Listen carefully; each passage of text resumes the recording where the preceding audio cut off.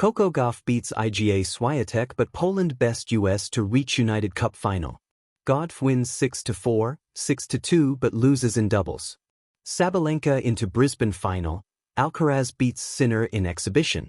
A statement victory for Coco Gauff over her great rival Iga Swiatek proved to be insufficient to the Americans' hopes of leading her team into the final of the United Cup.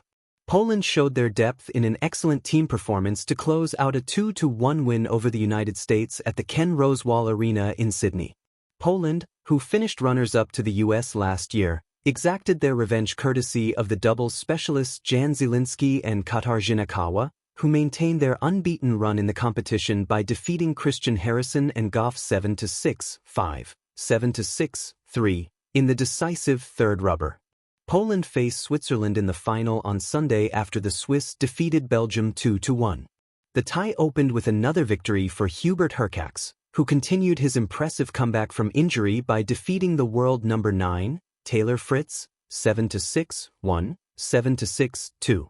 Gauff put together a brilliant performance against Swiatek, winning 6-4, 6-2 to register her fourth consecutive win over the six-time Grand Slam champion. This has evolved into one of the game's most fascinating rivalries. Gauff is 21 and Swiatek 24, yet the pair have already faced each other on 16 occasions. For a long time, this seemed to be a fatal matchup for Gauff as Swiatek won their first 7 meetings in straight sets and 11 of their first 12 contests, including the 2022 French Open final and for 3 consecutive years at Roland Garros. However, Gauff has turned the rivalry on its head. She is the first player to register 4 consecutive straight sets wins over the Pole, reducing the deficit in their head-to-head to 5-11. While this result may prove to be relevant to their future battles, with Gauff's confidence growing each time she faces Swiatek, it did not play a decisive role in the tie. Poland have now reached 3 consecutive finals at the United Cup, but while their previous 2 runs were almost entirely due to Swiatek's singular brilliance, this time it was her teammates that stepped up. Swiatek had been expected to compete in the mixed doubles at the beginning of the tournament, but Kawa and Zielinski, the latter a 2-time mixed doubles Grand Slam champion, have formed a formidable partnership. They closed out the final rubber, holding their nerve in 2 tight tiebreaks.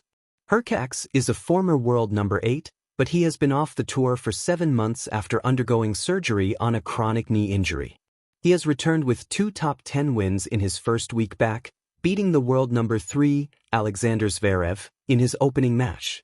They will line up against a Swiss team that has reached the final in large part thanks to a series of supreme performances from Belinda Bencic, WH. Carlos Alcaraz and Jannik Sinner enjoyed a leisurely start to the new season as the Spaniard beat his biggest rival 7-5, 7-6, 8, in an exhibition event in South Korea. Recently, they have opted to forego official competition in the run-up to the Australian Open, and this year they chose to play a lucrative, low-intensity exhibition event. The 2 favorites for Melbourne head to Melbourne, where they will train for the first time on Sunday evening.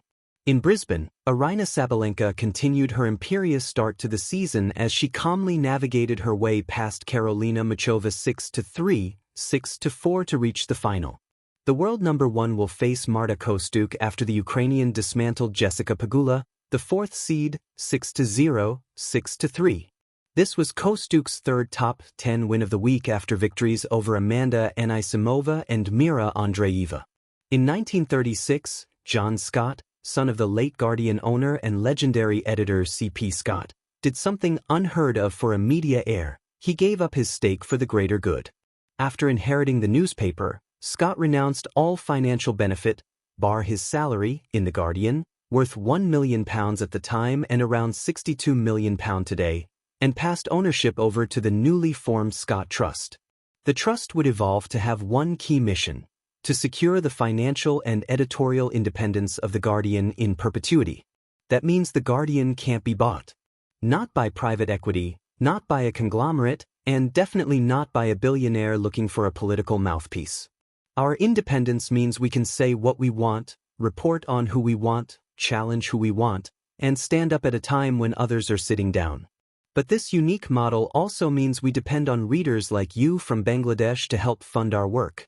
If you would rather the news you read was the result of decisions made by journalists and editors, not shareholders or ultra-wealthy tech bros, then, well, you know what to do. Trophy when individual brilliance meets team resilience. Coco Gauff vs Iga Swiatek at the United Cup. On a sweltering night in Sydney at the Ken Rosewall Arena, a chapter was written in modern tennis that blurred the lines between personal triumph and collective heartbreak. The lights shone brightly, the crowd leaned forward in anticipation, and at the heart of it all stood Coco Gauff, poised, powerful and determined. Across the net, the indomitable Iga Swiatek loomed, a multi-Grand Slam champion, world number 2, and one of the fiercest competitors in the game. But what unfolded wasn't just a tennis match.